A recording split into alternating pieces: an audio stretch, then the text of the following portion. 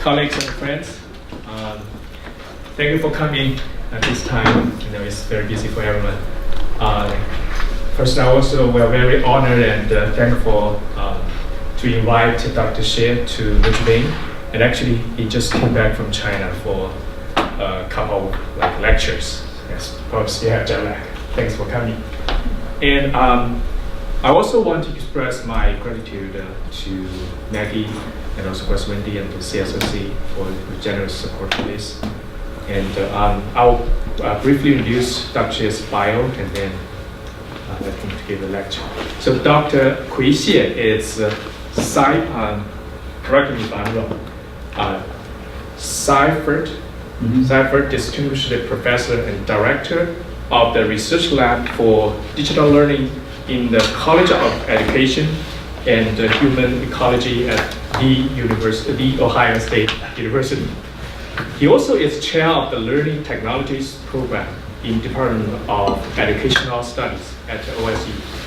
His research interests include motivation and engagement in digital learning, K-12 technology integration, and teacher professional development, technology intervention and the learning environment, and learning analytics and research methods. He has numerous publications and presentations in top academic journals and professional conferences related to these topics. We'll try to send the link to his personal web page, so if you're interested, you can download or contact Dr. Xie. And he... or you can scan the QR. Exactly, that's easier, yeah. So Dr. Xie is also a member of the editorial boards of Contemporary Educational Psychology and Internet and Higher Education. He served as president for American Educational Research Association Special Interest Group Design and Technology. In 2017, Dr. Xie received the EHE Distinguished Research Award from The Ohio State University. He's also received the prestigious Changjiang Scholar Award from the Chinese Ministry of Education. So let's welcome Dr. Xie and his lecture. Well, thank you very much for inviting me. It's my first time coming to Notre Dame, and thanks for giving me a tour, which is very nice. Very, I feel a lot of cultural and in this campus. So very nice campus. And here I wanted to introduce a research line that I am interested in, and then share with everyone here. And we want to have some discussion about students' engagement, specifically in digital learning environment. So again, I came from the Ohio State University. We have a culture, we added emphasis on the "the." I'm not a language researcher, so you guys can tell me why we have the emphasis there about the "the." This is my research team. I always want to bring them with me in presentations. So in every single presentation, I present them first. So this is my research lab. We have research staff members, doctoral students, which are the main force drive our research program. And we have some visiting scholars from international places, China and Turkey. We also have some faculty affiliates. So this is my lab, and then there are some pictures that's graded out. They're not deceased. They are just graduated from our program, and then they move on to their professional career. So in our research lab, we have several areas of research. So K-12 technology integration and teacher professional development is one of our most funded area, and we do collaborate with Ohio Department of Education in supporting about 20 schools across Ohio, helping them to integrate technology in their classrooms, help teachers to understand how technology works and how to integrate technology in their classroom. And then the second focus is on students' motivation and engagement, specifically in a digital setting. not necessarily has to be online, so digital technology can be supporting classroom teaching as well. And we also design technology interventions to support learning and teaching. For example, we have a project that's funded by the Institute of Educational Sciences that we are designing a tablet mobile learning intervention that we're treating early children's reading, which might relate to this group. And we are using a curriculum that's designed to support their development of reading skills using an iPad that tracks students' learning and then prompts them with suggestions with individualized scaffolding. And then the last piece are related to research methods. We're also trying to bring innovations to research, especially in the world of big data. And then we emphasis on learning analytics. Learning analytics basically is big data generated in educational setting. So we use newer methods to mine those type of data to understand human learning from a different perspective. So those are our 4 areas of research. In this talk, we're going to zoom in on one of the areas, which is motivation and engagement in digital learning. Okay.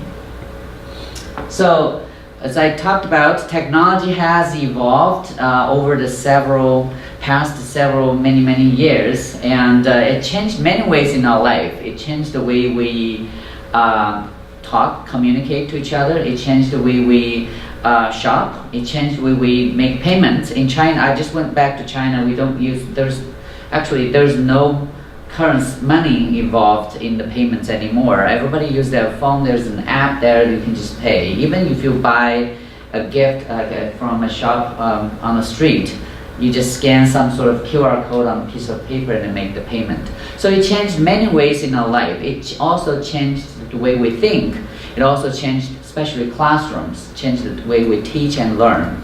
I don't know how much change we have in the Notre Dame campus, but looking across the country, you will see many different changes, especially when you go to K-12 classrooms, or if you have kids, go to your kids' classroom, you will see significant change brought by technology. So what's exciting about this technology change is we have different ways of teaching, we have different ways of learning. So I want to look through the history to see how humans has created different types of technology, or we call mediational tools, to facilitate the teaching and learning.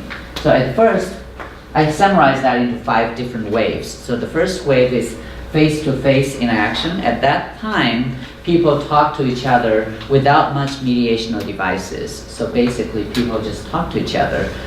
Maybe at that time, language hasn't even been developed yet. So this is a language group. I'm not trying to be the expert, but that's face-to-face interaction without much mediational layers between people.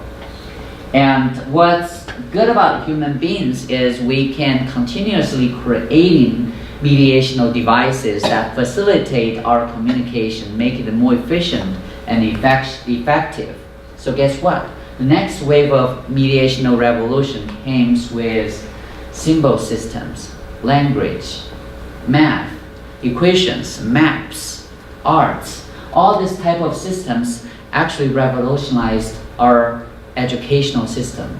So at that time, education really come in play. Knowledge became more concrete, can be passed from one person to another, can be recorded using those symbols, right? And believe it or not, distance education was created at that time. So people having books and then using mails to send materials to a distance and then use correspondence to complete their degree. Communication revolution is our next wave. So satellite, telephone, radio, televisions are brought the world much closer, make the communication much more effective, right? So again, it brought a lot of innovations to the classroom.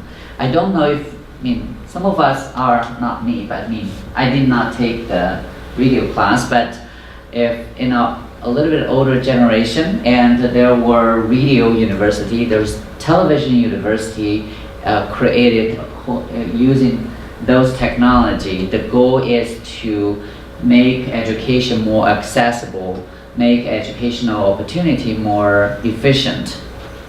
And next wave is our network computers. So the computer was invented and brought global information sharing.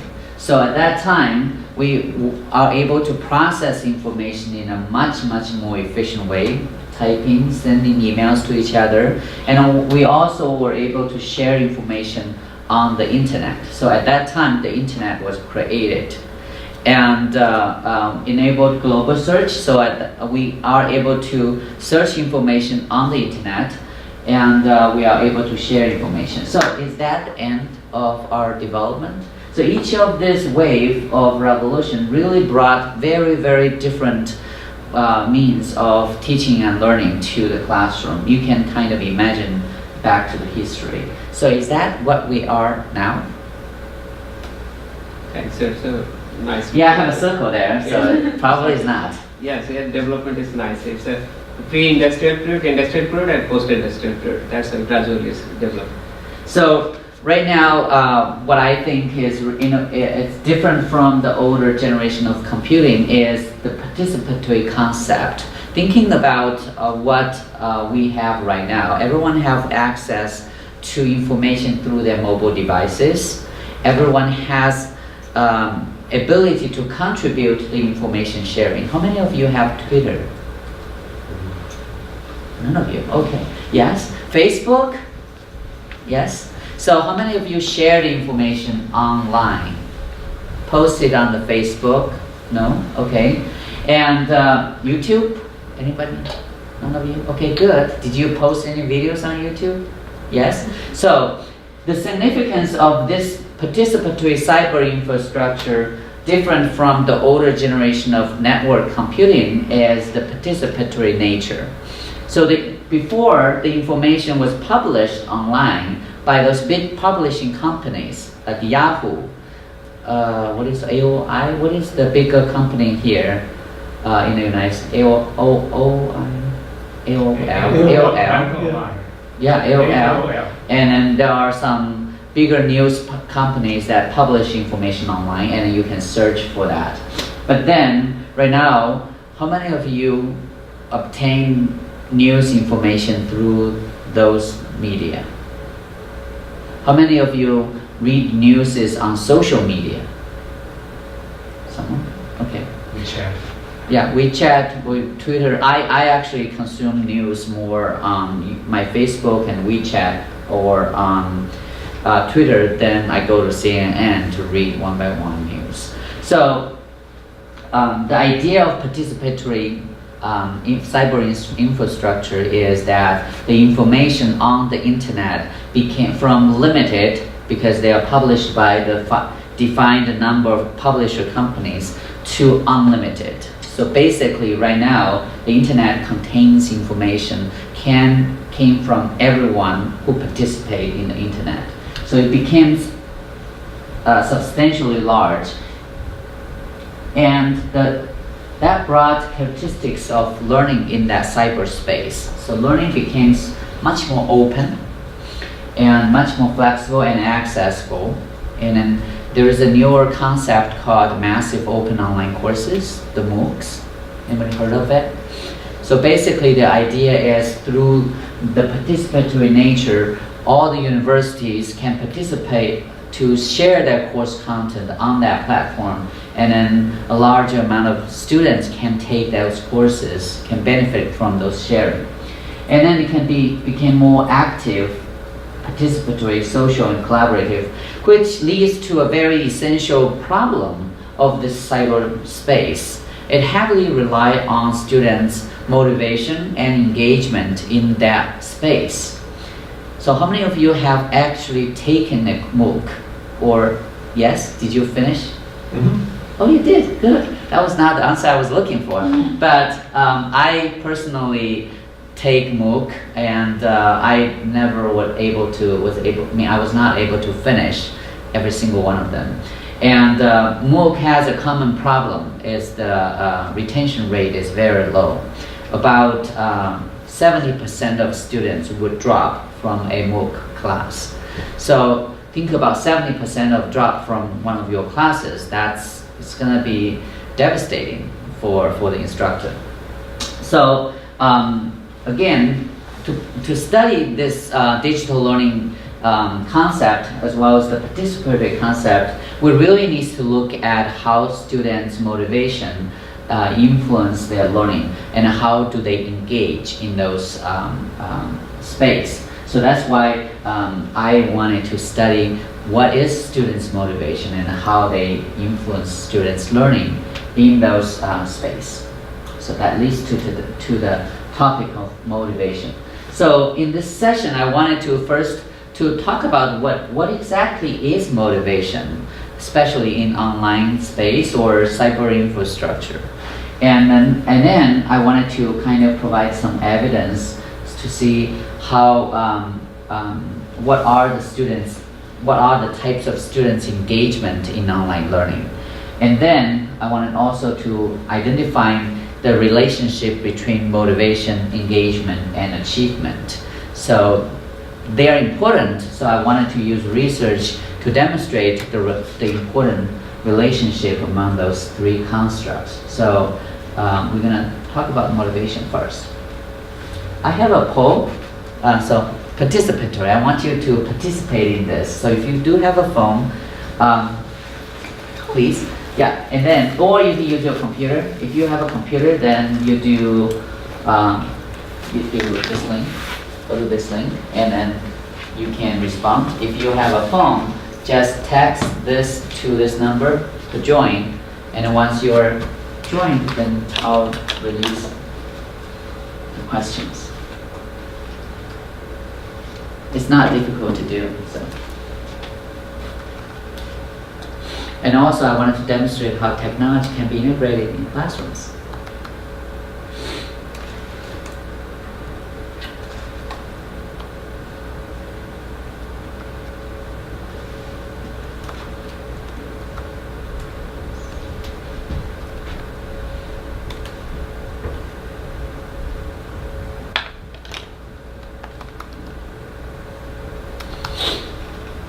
Have you joined?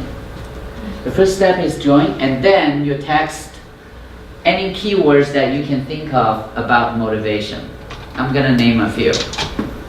Money, let's get motivation. Promotion. You want a single word. Huh? You want a single word. Either a single word or two words. Yeah, it's a statement about motivation. So you can type as many as you can.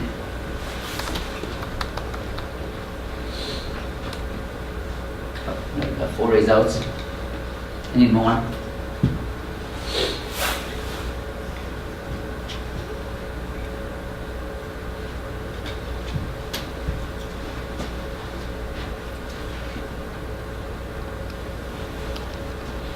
No.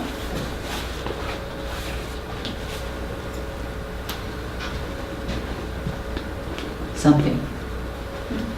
Is that all you can think of? All right. So let's look at what we have. Promotion, rewards, goal, objective, enthusiasm, happiness, career, rationale, persons, some objective. So, I mean, from this map, I mean, I was hoping for more, but you get the idea. Motivation is actually quite complex. There's not one single word can summarize what is motivation. Motivation contains many different areas. So it's a very complex structure, and then it's also multifaceted, because look at our map. We have many different things. Self-satisfaction. None of you guys said punishment. You know, punishment can also be a motive and threat. You know, those are negative sort of motive. But look at this map. It's very complex. Many different dimensions can describe motivation. So when you think about students' motivation, it's not necessarily a thing. It can be a multiple, complex, a set of things that is motivation. Basically, if you describe what is motivation, it's the drive that it is the internal drive that drives some sort of action, right? But then it can be a lot of different things. So it also linked to academic performance, because there is a lot of in the literature, there is a lot of studies has identified the linkage between motivation and performance. Normally, studies would find that when students have high level of motivation, they would have high level of academic performance. That correlation has been established well back ago. So, if you are interested to look at some of the literature, you can also email me. I can send you something. But the most important part is motivation is malleable. It's a changeable. It's a variable that's subject to intervention.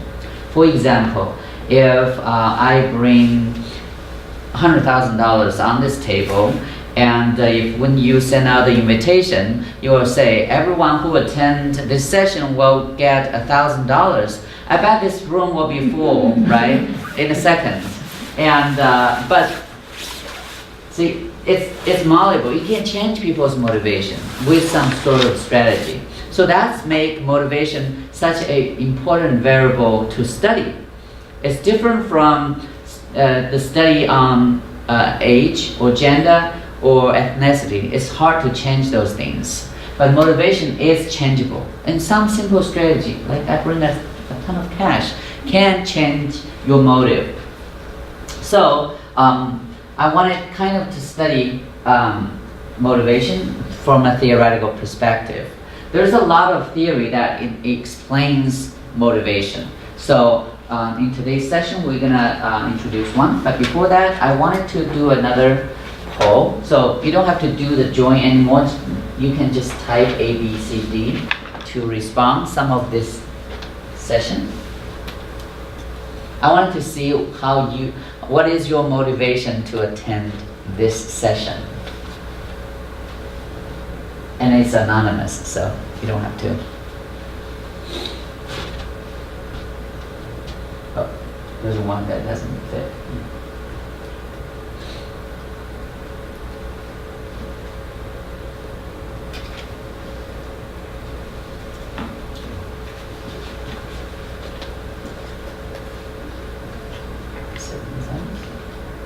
Way in. You have to push.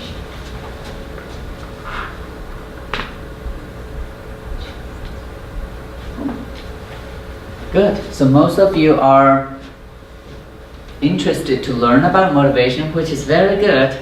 Very good type of motive. And you think this is an important topic. You think it's relevant to you. And I know the presenter. Okay, that's the most important one. The last one. So, looking at all this, you guys have a very good quality of motivation. And then if you look at some other things, you can see motivation can range from different things. Can be very interest-driven, or has good utility value. It's important to me. It's something that I care about, and it's also relevance-driven. So there are a lot of theories that explain motivation from different angles. For example, expectancy value theory that highlights students' motive from a value perspective. If a student value what they do, and if a student also think the value is greater than the cost. Cost means you are sitting here, you're spending time. That's a cost, right? Opportunity cost. You could have done something else. So we are constantly comparing the value versus cost. We're going to do things the value is higher than the cost.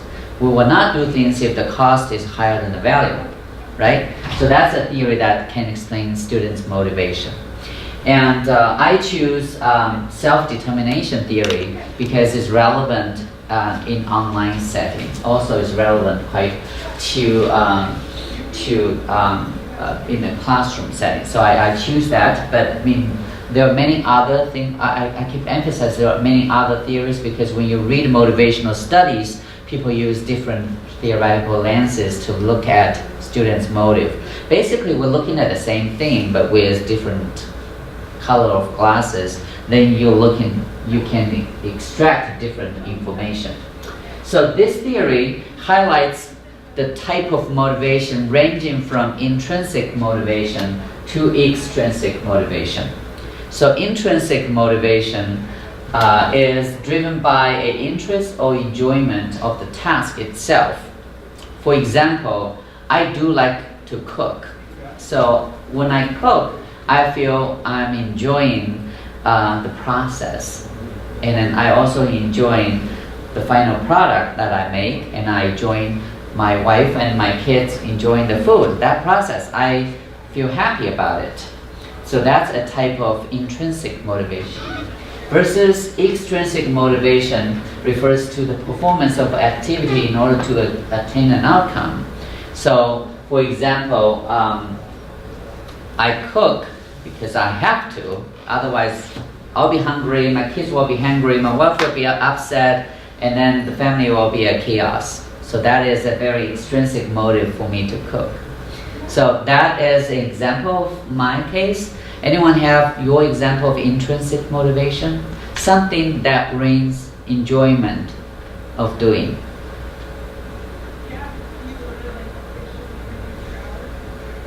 I have a very long patience. Yeah. Like if I design a poster and then faculty finds it nice and conveys the information, so it makes me happy. Okay. Do you enjoy the process? Sometimes. So intrinsic motivation only applies when you enjoy the process of doing. So if you enjoy the designing process, no matter faculty like it or not, you enjoy it. That's intrinsic motivation. Okay. I like photography itself when I'm doing that. I usually don't have time, but every time I do it, I really feel like happy for doing. Especially when you have like good photos, for example, for the kids or for my wife. I say, oh, this is great. So that's, I think, something I'm interested. Yes. I enjoy doing it. A hobby is a very typical intrinsic motivation. What else? Yes? I enjoy singing, so every time I'm singing with the choir here at the Basilica or with some of my old band members, that makes me happy. Excellent. All right. So we get the idea of intrinsic motivation. What about extrinsic motivation? Anyone have some good example? I Yes? think it's why most people work, right? Promotion. Promotion, tenure, Mhm. okay, and then doing things for a salary raise, avoiding punishment. So maybe we should think about in school settings. In your classroom, what do you think about students' extrinsic motivation? There's many of them. Yeah, grades. Yes. Their parents. Their parents. Yeah, I have to. Yeah. Mhm. Getting a job. Getting a job. Getting a job. Okay. So there's interest. There's different types of motivation, and each type of motivation leads to the different quality of engagement. Which type of motivation you think would lead to a better quality of engagement? Intrinsic motivation. Why is that? Because it entails enjoyment.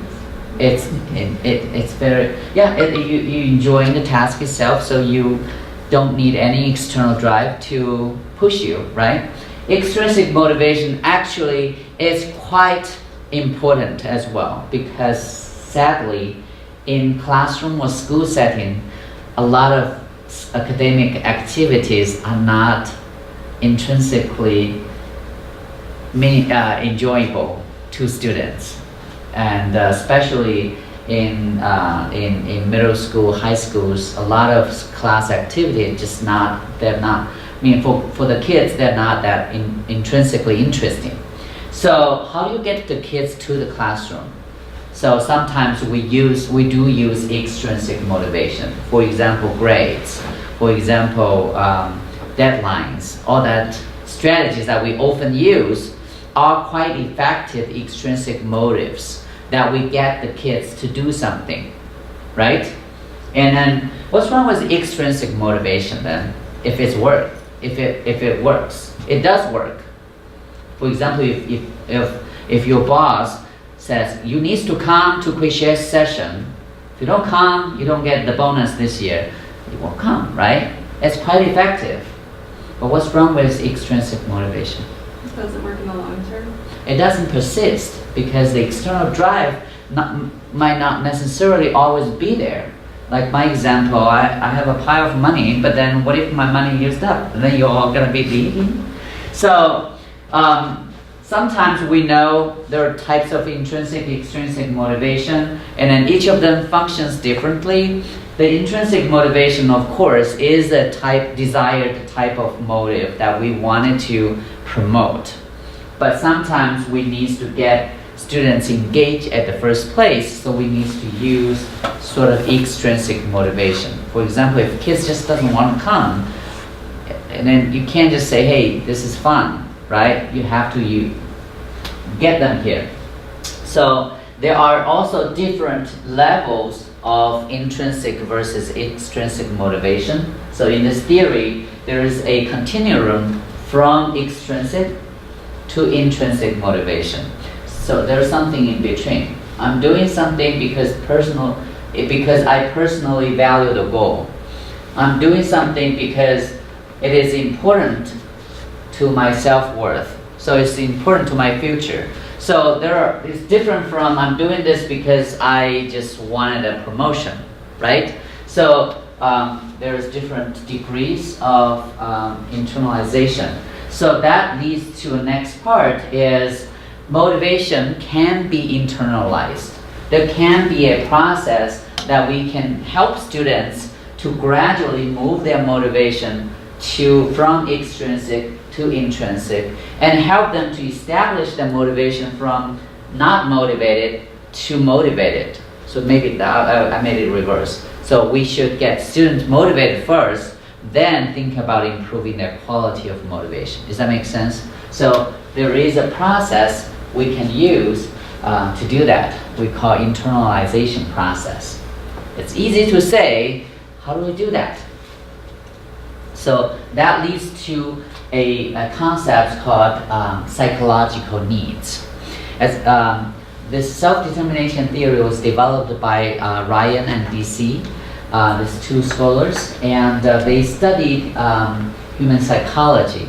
And then they believe there are three constructs that every single human being has the need to have. One is autonomy. Everyone has a sense that they need to meet their autonomy. So basically they need to feel they have some choice. Students need to feel they have some self-determination of their doing. Nobody wants to be controlled, do we? Or prescribed, right? We all have a need to feel free. So autonomy is very important. So I have kids at home. I have 3 kids. So sometimes they were playing, but then, or they were eating something. But then as soon as I said, hey, you have to finish your food, they stopped eating. They lost that autonomy. They feel I forced them to do that. So on the other hand, they don't. Okay? So autonomy is very important. And competence. All human beings has a need to feel the sense of confidence. Anyone not wanting to be competent? Well, that's why we're here. We're learning something. We wanted to build up our competence. So it's very important. So for example, when we play basketball games, all of us wanted to win. I don't see anyone wanted to play basketball game to wanting to lose or play just a video game, right?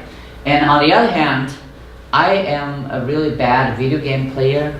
So every time my friends invite me to play a video game, have you played video game before? This group? Some? Okay, good.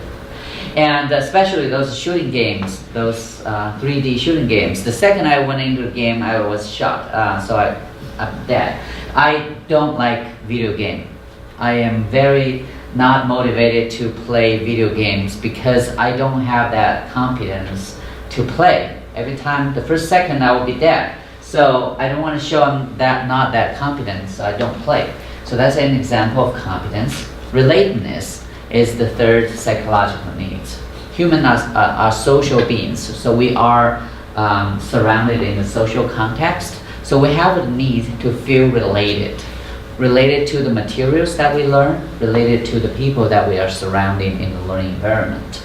So with these three psychological needs, when we meet those needs, we will gradually help students to understand the meaning of the learning and gradually moving their motivation towards intrinsic.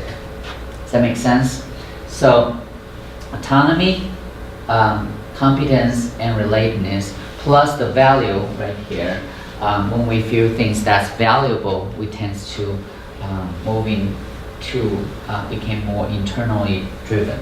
So the reason I present this is to help me to identify variables that related to motivation. Because again, motivation is such a wide range of things. So how do I study it?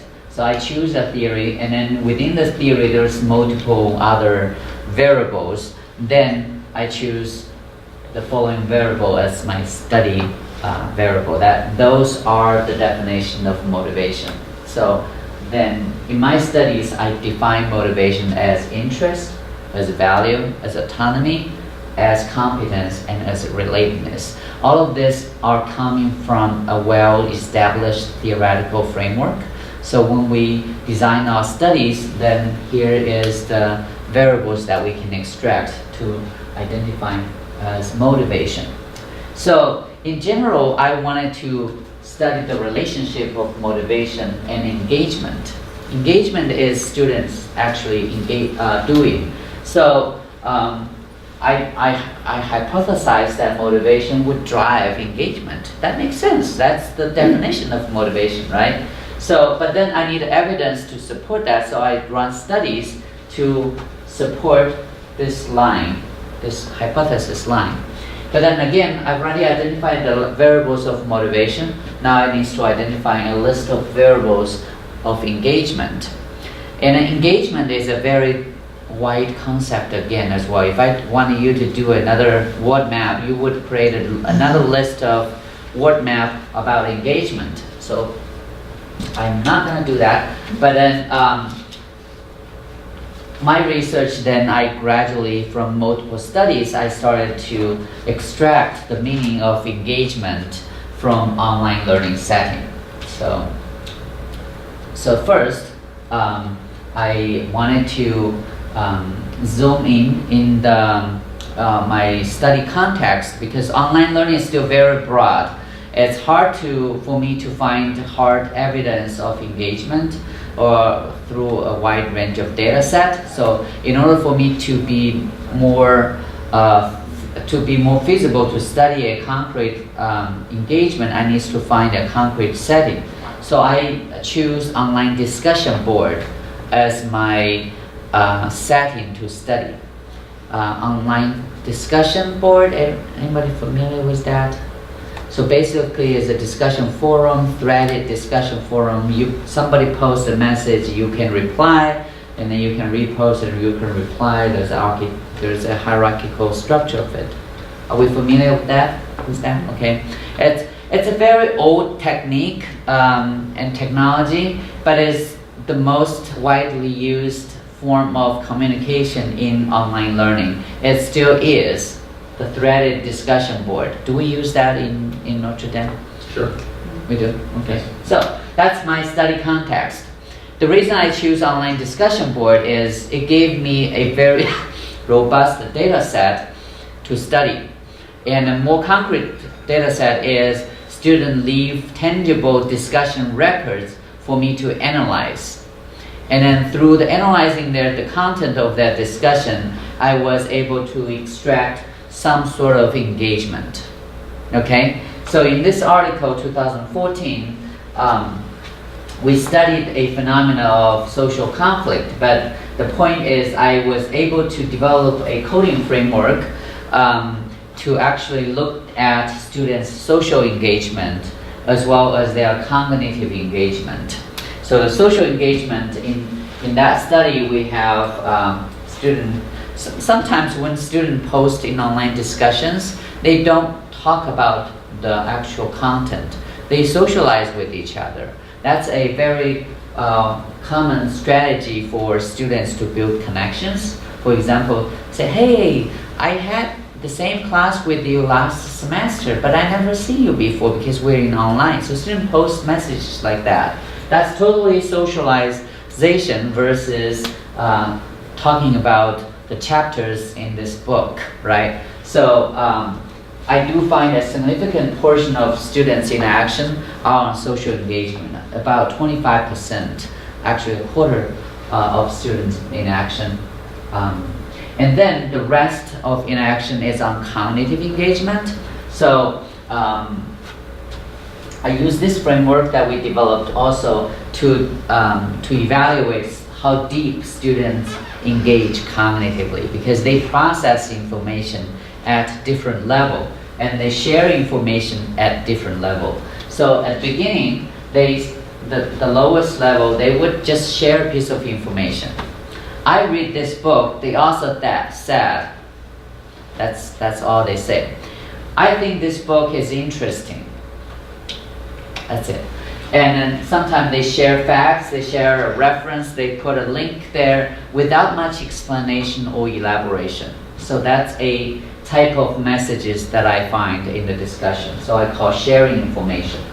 And then egocentric elaboration is, I read this book, I think it's very interesting. It relates me to a story and then tell the story. It also related to a theory that I learned in the past, elaborate on the theory. So it's a sort of a degree of elaboration that student did in the discussion board. So I was able to find some evidence of those. Again, allocentric elaboration is, I think student A said this, student B said that, and I think both of them are having some good parts and putting them together, forming my understanding. So it's allocentric type of evaluation, synthesize other people's points and then make a contribution. And then the last level is application and transfer, and then has some meaning of solution. So for example, students discuss, and then I think the lesson that we discussed can be used in my class. I wanted to design a environment to improve students' engagement in my class and so forth. So my point trying to get is the online discussion thread itself is a very robust has very robust evidence that shows students social engagement as well as cognitive engagement. So if you are studying students' engagement using the threaded discussion board, you can analyze from different angle. And then, so I find evidence of social engagement, and then I find evidence of information processing, so cognitive engagement. And then I run a study to see how students' motivation influenced their social cognitive engagement. So using the coding framework, I analyzed a course, actually multiple sections of the same course, their discussion threads. And then I also measured their motivation, these 5 variables, at the beginning and at the end of the course, I think 3 times throughout the course. And I used the average score to indicate their motivation levels of the course. And then what I find is, using regression analysis, I find students different types of motivation. For example, value, autonomy, competence produce social engagement, and then intrinsic motivation predict allocentric, egocentric elaboration. Relatedness, when I feel unrelated to everyone, I would do more synthesis with each other post. So different types of motivation would lead to different levels of engagement. I also was able to plug students' discussion thread by coding on a timeline to detect patterns. So this is a group, this is a student who is highly motivated. This is a student who is not motivated, so the motivation level is low. So if you compare visually, their engagement pattern is dramatically different. And then the level of engagement is also different. This student really has some high level of engagement, but the motivation, highly motivated students do represent multiple level of engagement. And then because this class is a peer facilitated class, so each student has 1 week that they are the facilitator. So I was also able to compare the patterns across when they are facilitating the group, how the group would respond. So for example, this is when the instructor, myself, was the facilitator. This is the whole group, entire group in action pattern. This is the highly motivated facilitators group discussion. This is the facilitator who is not motivated, and then the whole group became disengaged. Does that make sense? So motivation is not only influencing the individual student's engagement, but also influence the entire class, the entire group. So this is an example. When a student who is not motivated to be the facilitator, basically they're moderating the discussion for that week. The whole week really does not have much interactions. So that's a study I did in the past that shows really motivation is very important, and then they change students' engagement patterns very dramatically.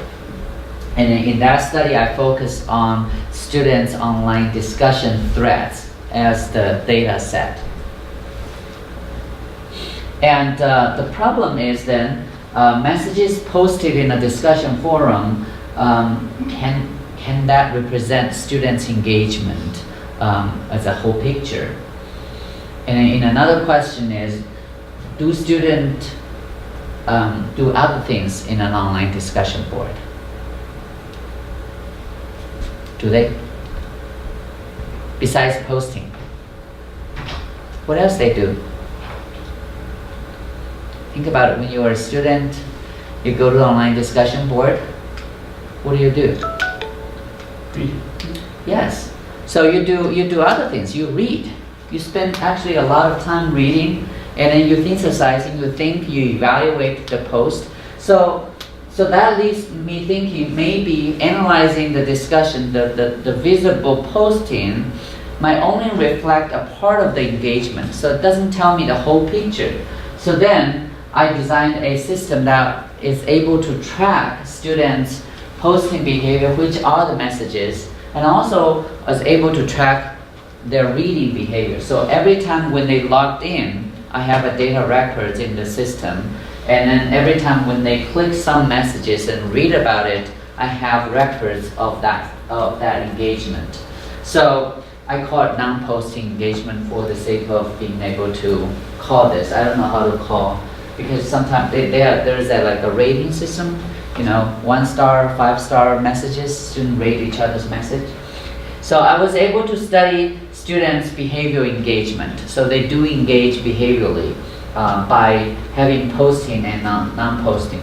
So in this new study, then I wanted to study how motivation influenced their behavioral engagement. The behavioral engagement definition is posting and non-posting. And I'm studying the quantitative numbers. So this study, I don't care about what they posted. So I didn't do content analysis. I only counted the numbers of posting. So it's the same group of students, basically the same setting. I analyzed one and then I reanalyzed it. So motivation is the same measure, and then I measured students' online engagement by the number of posting behaviors, the number of posts, and the length of post. Sometimes they write longer messages. And then non-posting engagement is the topics read, number of ratings given, they rate each messages, and an average ratings given, and then their time on task. So basically, how long do they stay in the discussion system? And then I also calculated how many other people responded my message. So that's the number of responses received, number of readings received, number of average readings received. I want to see how other people's feedback also influence my own engagement. So, does that make sense? I wanted to see how motivation influence this, how other people's inaction influence engagement. So the regression, the prediction would be this line: motivation predicts engagement, and an interpersonal inaction predicts engagement. That makes sense? So that's my equation. I wanted to test if that two lines work or not. So firstly, I did descriptive analysis. I was able to get all the numbers on frequency. You can see students spend like 58% of times doing posting. So they do spend a lot of time posting. But also they spend 42% of time logging to the system without having a post. So sometimes they check if they have a reply. Sometimes they just read if there's an update, right? They not necessarily there is a posting. And then in terms of time on task, so how long did the students spend on posting versus non-posting? My study finds that students spend about 41% of time writing messages in the board, but then spend about 60% of their time just to read. So that further provides evidence that, when we study students' engagement, we do study their posts, which is okay, but only we are study about half of their engagement. They do spend a significant half of that. The other time, they do read. So we might need to think about how to track their reading behavior to study how they read. It might be more important. And then this is the descriptive results of their numbers. What I want to point it out is they posted about 85 messages. They read about 100. On average, they read about this number of messages. What does this tell me is they are only required to post about 20 messages throughout the semester.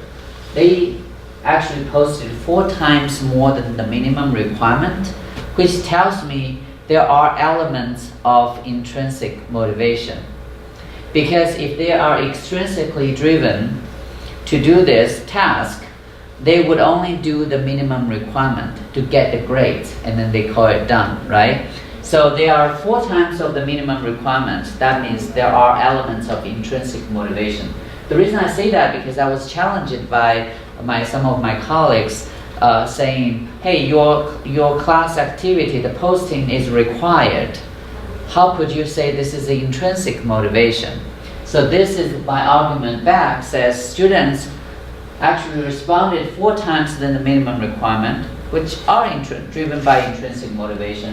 There is no requirement for student to read. Student literally can just post a message and leave, but then they read 15 messages on average. That means they are autonomously chosen to do those things. They are intrinsically motivated to do some of this activity. Okay? And then so I run some correlation analysis to see how students' posting behavior is related to their non-posting behavior. You can see the correlation coefficients are all significantly correlated. So that also tells me that posting and non-posting are highly relevant to each other. Student would not just log into the system and read. And the reading behavior eventually would lead to some sort of posting behavior, because that number tells me the more the student read, the more number of posts that they would do.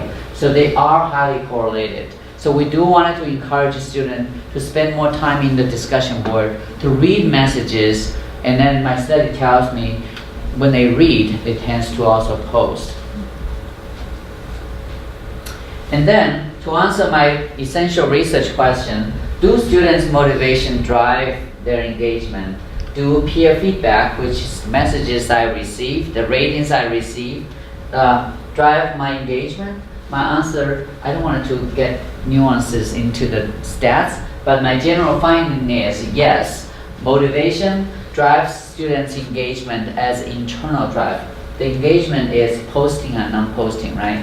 It's a internal drive, but then there's also external drive, which is peer feedback. So if I am a student, I'm posting a message, but nobody cares, nobody responded, nobody ever clicked my message, I would not be motivated to post again. So there is some sort of external influence on my engagement as well. So that's that study. So overall, I believe student motivation influence engagement. And then motivation is a very complex construct, involve multiple dimensions, depends on what type of theoretical framework you choose. Engagement is also a comprehensive variable, and then it has multiple dimensions. So in my study, I studied behavioral engagement, I studied cognitive engagement, and social engagement. In the literature, there's also a type of engagement which is emotional engagement. So students do have emotions when they engage. Sometimes they feel they feel pride. Sometimes they feel depressed. Sometimes they feel curious. Sometimes they feel distracted. So emotional engagement is also a good area to study when we frame engagement. So I summarize that when we study engagement, maybe we should look at multiple areas of engagement: behavior, cognitive, emotional, and social engagement. So to summarize, my study finds this type of pattern. So motivation, a list of variables, generally predicts how students engage in schools or in online learning. And then their engagement with them predicts how they perform, their achievement, which is normally measured by grades and GPA. So, any questions so far? Good. So, if you look back at my studies, they're conducted in a small settings, in a class, or 60 people, 57 people. So I wanted to see if this relationship, in order to form a theory, this is my theory, in order to form this theory, I really wanted to test if this theory can hold in a larger sample. So I did a sample with my Ohio school connection. So I collected a large-scale data in Ohio with this is our year 1 data. Actually, our year 2 data is about 6,000 students. In combination, it's about a 10,000 student sample. Again, I measured the intrinsic motivation, extrinsic motivation, and then their social engagement, cognitive engagement, as well as using the GPA's performance. So I did a structural equation modeling to see if students' motivation predicts how they engage and then influence how they perform. And again, you will see this variable is a little bit different. This is the 4 types of extrinsic motivation on the scale, on the continuum. There's measurement of that. For the purpose of that study, we have to choose those variables, so it's a little bit different. But in general, we find that motivation, especially intrinsic motivation, predicts engagement very well. And then the external engagement motivation is less significant. So intrinsic motivation, these are more close to intrinsic motivation, predicts how students engage at school. Students' engagement has cognitive engagement. Students need to be thinking, processing information at school, and students also have social engagement in schools. So we did a prediction there. So our findings do support the theory that motivation drives engagement, drives to performance. So if you know the structural equation model, you might ask a question, why not using motivation to predict performance directly? We have a justification. What do you think? Is this link existing? Can motivation predict performance directly?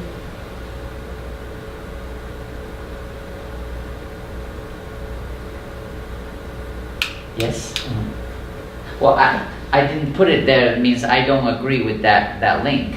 Because I really think in order for motivation to have impact on GPA, they have to engage. If they only have the motive but then did nothing, I can't believe that their performance can improve.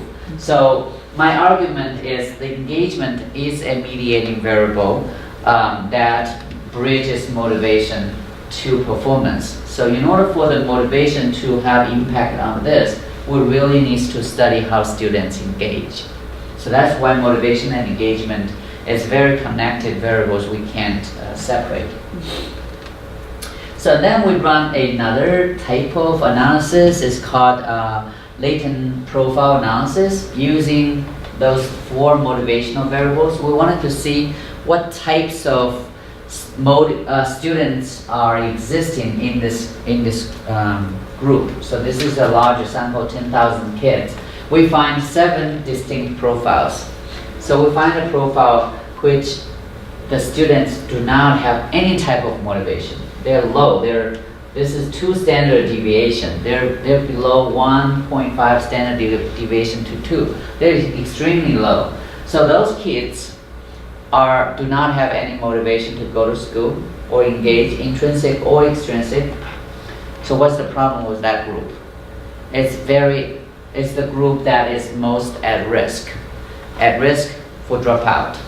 So our study was able to actually identify this group, and then the intervention can be designed to actually help them to do something to prevent them to drop out.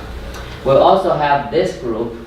Their motivation is mainly driven by this intrinsic sort of motivation, and it's only 6%.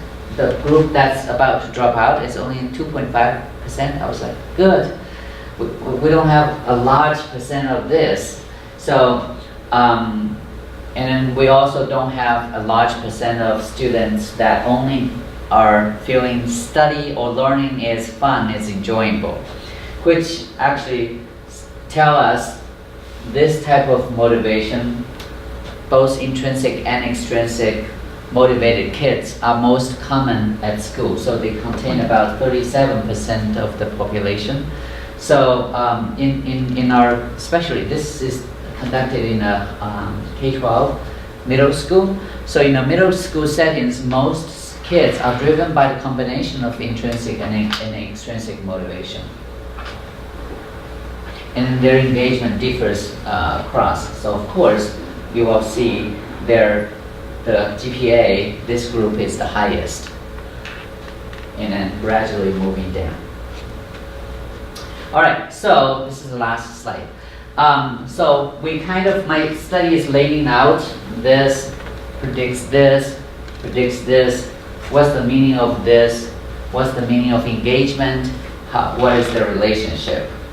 And then what I'm trying to get at is students learning at schools contains motivational aspect, contains engagement aspect, and then contains performance. However, when we design instructions, I know we have a few instructional designers here, and most area that we focused on is the performance part. When we design instruction, the first thing we do is to list what is the objectives for the class, what is the standard that we have to meet, right? That's the most common strategy. And then we design, say, can we meet this objective? Can we meet this objective? Can we do that? So if we only design for performance, we're really not designing for students' learning experience. This is a flawed model. So I think we do need to, from my study, I'm trying to promote a design model that has all these components in mind. So when we design for instruction, we should not only think about, oh, how do I get the grades up? How do we meet all these standards or objectives? Then maybe we should think back, how do we design behavioral engagement? How do we help students to have better quality of engagement? How do we make their behavior engagement more persist? Cognitive engagement. How do we combine a shallow versus deep learning strategies, bring more critical thinking to the learning process, improve their skills of cognitive engagement, emotional engagement. How do we make sure students have a positive emotion towards learning versus anxiety versus, I forgot the other, stress. And then social engagement. How do we bring kids together to learn from each other, to really cultivate this environment that's positive? So we really need to have a design components for the engagement. Backwards one step, we also need to have a design components for motivation. I mean, this is rarely being talked about when we do instructional designs. And then none of the instructional design model actually focus on motivation. And we know from all the studies, motivation is extremely important. If your kids are not motivated or are not interested or not supported by intrinsic motivation, their engagement won't persist. There's a ton of study has found that. So we do need to have a design components thinking about how do we support all these types of motivation. So this picture actually is the most important picture in the whole talk. I wanted to lay out how I think the learning experience contains. It's not just about grades, which is most people talk about. It's actually about their engagement, about their motivation. So instructional design should also cover the whole experience. We should design for performance, that's great, but also we should design for engagement, design for motivation. So that's my talk. And then any questions? I'm going to stay on this slide. I think it's important. Just I would like to add here the direction of after engagement. Actually, if I understand you, motivation plus engagement equal performance, not better performance. Motivation actually drives engagement. Plus motivation plus engagement equal better performance. Yes, but it's not a equation. It's a sequence. It's a, you have to have motivation to activate or drive the quality of engagement. You have to have a quality engagement in order to have a good performance. So all of these are essential components of learning, and then none of this can be removed from the design. So when we actually deliver or design our courses, no matter if it's a language course or a math course, we really need to think about all these areas. Yes? I have a question. You talked about the external motivator, like they had to post at least 20 posts. Yeah. So do you think that was part of driving the motivation and engagement? Because sometimes people say, like, if you don't put, if you don't make it mandatory to post, they will not post it. Right. So yes, there are. So in that study, there were elements of extrinsic motivation. That's true. Mm-hmm. But then there was also far exceeding the minimum requirements that shows there are intrinsic motivation involved as well. Mm-hmm. Yeah. So in this, I was hoping to get at that. So maybe you all have a question. I get it a lot. Is then how do we do that? That's my question. Yeah. Yes. Yeah. How do we do that? And then I'm gonna bounce it back. Then all this design principles needs to be situated in the context. Without knowing what you teach or what your class situation is, it's hard to say how do you do that. I mean, there's a ton of ways to improve students' motivation, engagement, and performance. But then oftentimes we don't know there are levels of engagement. There are different aspects of engagement. We don't really know what is motivation. There are so many different areas of motivation. So I am hoping to unfold all this hidden variables construct. So when we design, you have to think, okay, how do I bring relatedness to my class? How do we make students explicitly understand, oh, this material is related to my life, or my class members are related to me. So I don't know how to design all this for a class, but I'm hoping from this we can give you some sort of guideline to analyze your design. Does that make sense? Because there's no way I can provide a general intervention to cover all the different situations. So it really needs to be contextualized in order to answer how do we do that, that question.